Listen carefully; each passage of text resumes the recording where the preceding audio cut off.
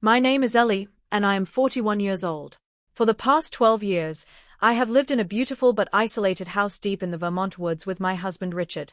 Richard is a successful businessman who travels constantly for work. When he is home, he is polite, distant, and emotionally unavailable. Our marriage had slowly become a quiet arrangement of convenience rather than passion or connection. I still remember the early years when Richard would come home, sweep me into his arms, and kiss me like he couldn't get enough. Those days felt like a different lifetime.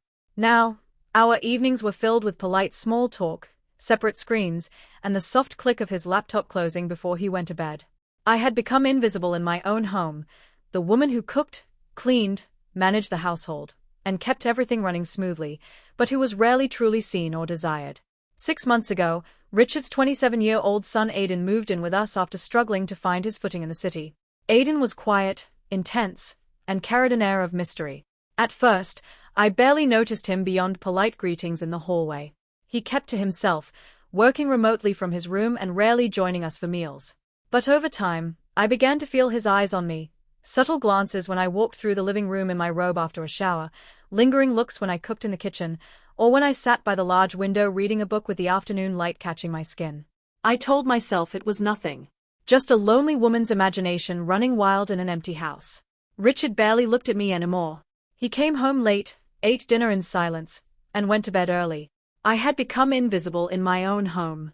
One ordinary Thursday evening, I was upstairs in our bedroom, getting ready for bed. I had just taken a long, hot shower to wash away the stress of the day.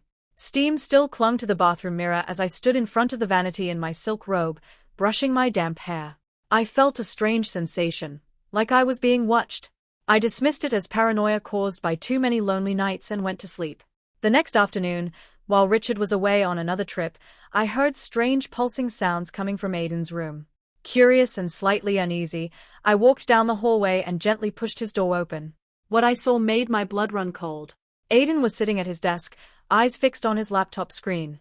On the screen was a live video feed, from the small camera hidden in the vanity mirror in my bedroom. It showed me sleeping the night before, my body barely covered by the thin sheet, my face peaceful in the moonlight. I gasped. Aiden slammed the laptop shut and spun around, his face pale with shock.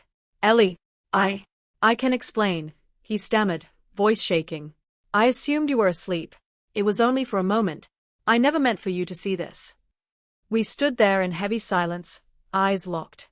A storm of emotions crashed over me, violation, anger, disgust, and something darker, a forbidden spark of validation. For the first time in years, someone was truly looking at me. I turned and fled downstairs without saying a word. Aiden followed a few minutes later, having changed his shirt and avoiding my gaze. Ellie, I'm so sorry, he said quietly. You have to believe me. It was a mistake. I never intended for you to find out. I couldn't speak. The silence between us was thick and suffocating. From that day on, we moved around each other like ghosts, polite on the surface, but filled with unspoken tension. Days passed in awkward avoidance. Then, one rainy afternoon in the library, Aiden finally broke the silence. He sat across from me, hands clenched tightly in his lap. We can't keep going on like this, he said, voice low and strained. I made a terrible mistake. It was wrong. But this silence, it's killing me. Yell at me. Tell me how disgusting I am. Just talk to me, Ellie. I looked at him, exhausted and raw. For the first time, I let the words spill out.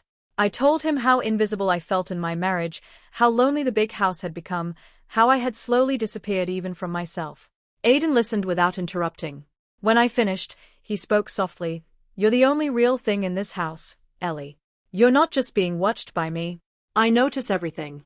The way you stand by the window in the morning light. The way you touch your neck when you're thinking. The way you smile to yourself when you think no one is looking. His words hung in the air like a dangerous confession. From that moment, our dynamic shifted. We began sharing late-night black and white movies on the sofa. Our hands would accidentally brush, sending sparks through me. His laughter started to feel personal, meant only for me. I told myself it was harmless comfort between two lonely people, but the intrusive thoughts of Aiden began to disrupt my sleep and my peace. One night, unable to bear the tension any longer, I crept to his room intending to confront him and end whatever this was. But when I reached the door, I heard him murmuring my name in his sleep, soft, full of raw want. Overwhelmed by a mix of terror, sympathy, and forbidden curiosity, I quietly retreated, the soft click of the door sounding like the closing of my old life. A few evenings later, Aiden came home drunk. He stumbled through the door and looked at me with glassy eyes.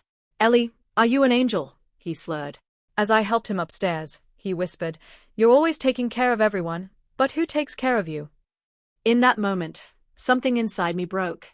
We crossed the line we had both been circling for weeks. It was urgent, silent, and filled with months of pent-up longing. Afterward, as Aiden slept beside me, I stood in the shower, feeling an eerie calm. There was no immediate guilt, only the quiet realization that everything had irreversibly changed. We had based our lives on what we thought were strong foundations of love, loyalty, and promises. But the desire to be truly seen is one of the most powerful and dangerous human needs. Even the strongest stone can develop cracks from years of neglect, and in those cracks, desperate things can begin to grow.